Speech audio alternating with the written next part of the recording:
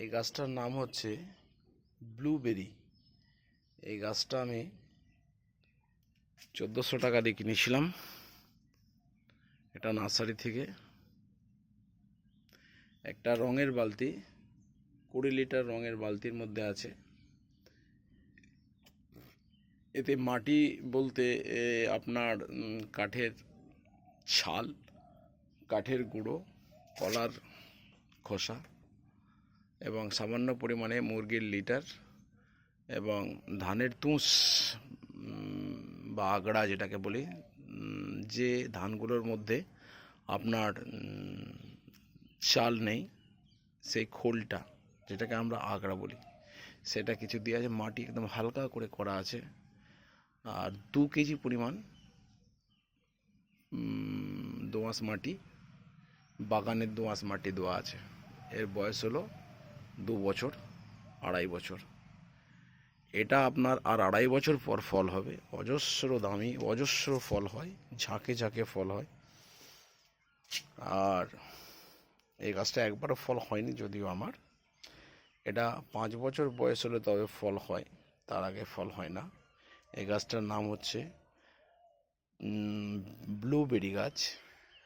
খুব সুস্বাদু, antioxidant, minerals এবং রোগ প্রতিরোধ ক্ষমতা সম্পন্ন গাছ। গাছ নয়, ফল। এটা আমেরিকার গাছ। এটাকে বিচ চেরি বলা হয়, আমেরিকান বিচ চেরি। চেরি অনেক রকম প্রজাতির হয়, আমেরিকান যেহেতু। এই গাছটা আপনার 300 ঘন্টা, 250 থেকে 300 ঘন্টা চিল টাইম নেয়, অর্থাৎ 250-300 ঘন্টা ঠান্ডা থাকলেই আপনার ফল এসে যাবে।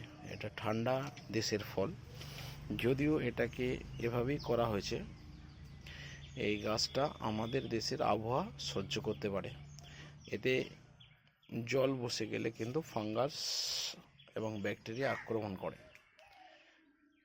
যদি ব্যাকটেরিয়া বা ফাঙ্গাস আক্রমণ করে তাহলে আমরা সাফ, অর্থাৎ যেটা আমরা ব্যবহার করে থাকি সাফ পাউডার, তার মধ্যে থাকে আপনার ম্যানকোজেব আর আপনার কপার সালফেট। ম্যানকোজেব এবং কপার সালফেট দিয়ে দিলে, স্প্রে করে দিলে গাছের রং, এই নাইট্রোজেন দিলেই মরে যাবে। এই গাছ নাইট্রোজেন খুব কম খায়, নাইট্রোজেন দিলেই গাছ মরে যাবে। নাইট্রোজেন দেওয়া যাবে না, এতে দিতে হয় ম্যাগনেসিয়াম, পটাশিয়াম জাতীয় খাদ্য। ম্যাগনেসিয়াম, পটাশিয়াম জাতীয় খাদ্য দিলে এ গাছ। আর এর পিএইচটা একটু মানে অ্যাসিডিক করতে হয়, পিএইচটা যেন অ্যাসিডিক থাকে, 5 এবং 5.5 এরকম করতে হয়। মাঝে মধ্যে আমি পাতিলেবুর রস 1 লিটার জলে, 2 লিটার জলে গুলে গোড়ায় দিয়ে দিই। পাতিলেবুর রস, আমার বাড়িতে প্রচুর পাতিলেবু পড়ে ঝরে যায়, সেই পাতিলেবুর রসকে আমি বার করে 1 বালতি জলের সঙ্গে 10টা পাতিলেবু দিয়ে এর গোড়ায় 1 লিটার দিয়ে দিই। তাহলে মাটিটা অ্যাসিডিক হয়ে যায়। অ্যাসিড হলে গাছের রূপ একদম ঝকঝকে চকচকে হয় এবং মাটি থেকে এরা সব কিছু গ্রহণ করতে পারে।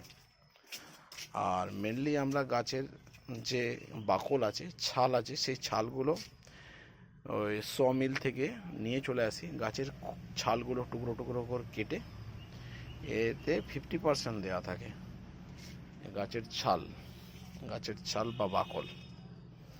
এটা ফল এখনো একবারও হয়নি, আমার বয়স গাছটার 2.5 বছর মতো। ওদিকে আর একটা গাছ আছে যেটা আমি দেখাচ্ছি।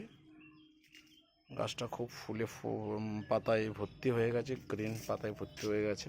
আর একটা গাছ আছে সেটা দেখাচ্ছি, যেটার গোড়ায় একটু ফাঙ্গাস লেগেছিল।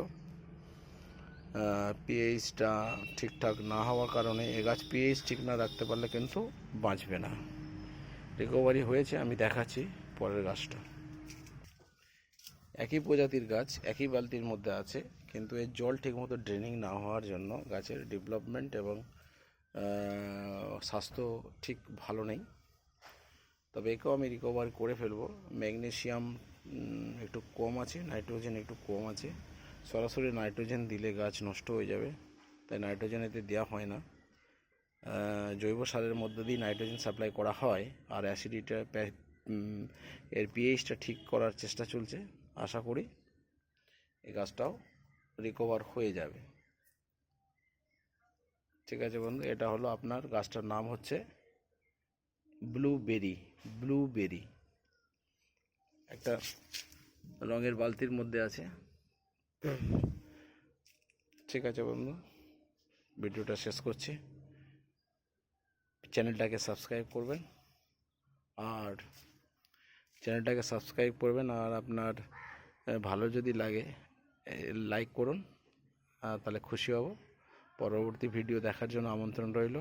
ধন্যবাদ। জয় হিন্দ, বন্দে মাতরম।